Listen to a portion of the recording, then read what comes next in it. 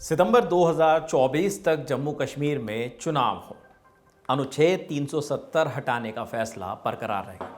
ये कहा है भारत की सर्वोच्च अदालत ने। सुप्रीम कोर्ट ने 11 दिसंबर 2023 यानी सोमवार को आर्टिकल 370 को समाप्त करने के केंद्र सरकार के फैसले के खिलाफ दायर याचिका पर फैसला सुनाया। फैसला सुनाते हुए सुप्रीम कोर्ट ने कहा कि भारत में विलय के साथ ही जम्मू कश्मीर ने अपनी संप्रभुता छोड़ दी थी, लिहाजा जम्मू कश्मीर भारत के अन्य राज्यों की तरह ही है। साथ ही सितंबर 2024 तक जम्मू कश्मीर में चुनाव कराने भी होंगे।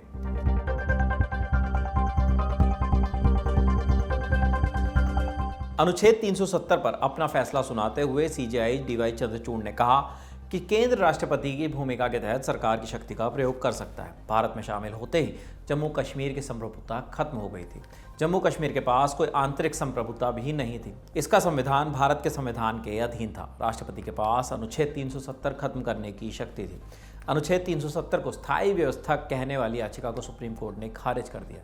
याचिकाकर्ताओं की दलीलों को खारिज करते हुए सुप्रीम कोर्ट ने कहा कि संसद राष्ट्रपति उद्घोषण के तहत किसी राज्य की विधायी शक्तियों का प्रयोग कर सकते हैं। ये तो बात रही फैसले की, लेकिन अब आपको बताते हैं आर्टिकल 370 की पूरी कहानी। जानिए कैसे और कब लागू हुआ था आर्टिकल 370। 15 अगस्त 1947 इस दिन भारत आजाद हुआ। बाकी रियासतों की तरह जम्मू कश्मीर के पास भी 3 रास्ते थे। पहला, भारत के साथ हो ले। दूसरा, पाकिस्तान में शामिल हो जाए।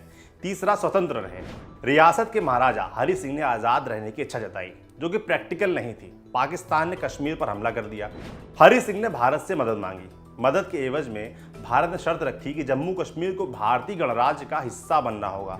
और इस तरह 26 अक्टूबर 1947 को जम्मू कश्मीर रियासत विलय संधि इंस्ट्रूमेंट ऑफ एक्सेशन के द्वारा भारत में शामिल हो गया।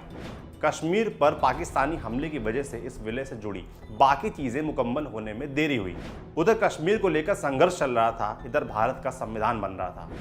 ऐसे में जरूरत महसूस की गई कि संविधान में एक ऐसी व्यवस्था की जाए जो भारत और जम्मू कश्मीर के रिश्तों में ट्रांजिशन का इंतजाम देखे।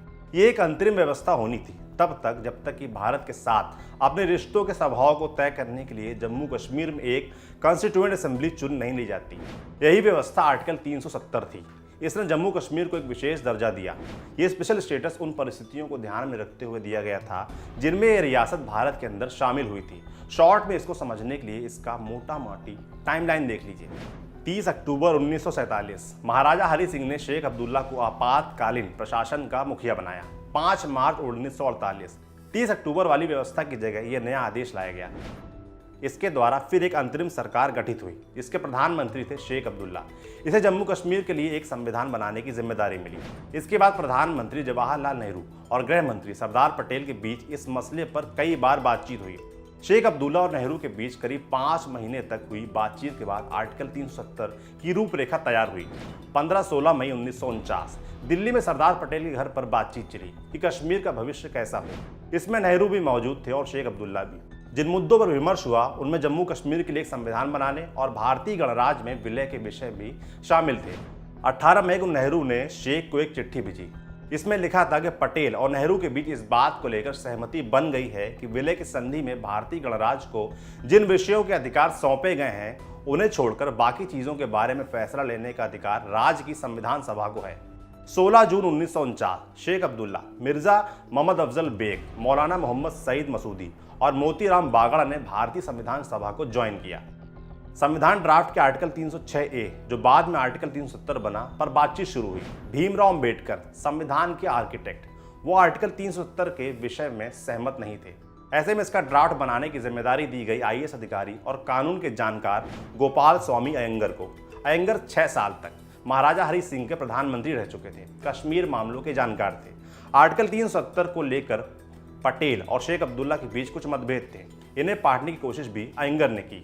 16 अक्टूबर 1949 पटेल और शेख अब्दुल्ला की सहमति से एक टेक्स्ट तैयार हुआ। 17 अक्टूबर 1949 इस ड्राफ्ट को संविधान सभा के अंदर पेश किया गया। ये पास भी हुआ। इसी दिन आर्टिकल 370 की संविधान सभा द्वारा निर्णायक तौर पर संविधान में शामिल करने की बात तय हुई। ये देखने के लिए नेहरू उस समय देश में मौजूद नहीं थे, वो अमेरिका दौरे पर गए हुए थे। 3 नवंबर 1949 को पटेल ने नेहरू को एक चिट्ठी भेजी। इसमें लिखा था, काफी बातचीत और विमर्श के बाद मैंने कांग्रेस पार्टी को मना लिया है। पटेल बता रहे थे नेहरू को कि किस तरह उन्होंने आर्टिकल 370 के स्वीकार करने के लिए पार्टी के सहयोगियों को राजी कर लिया है। 26 जनवरी 1950 भारत का संविधान लागू हुआ।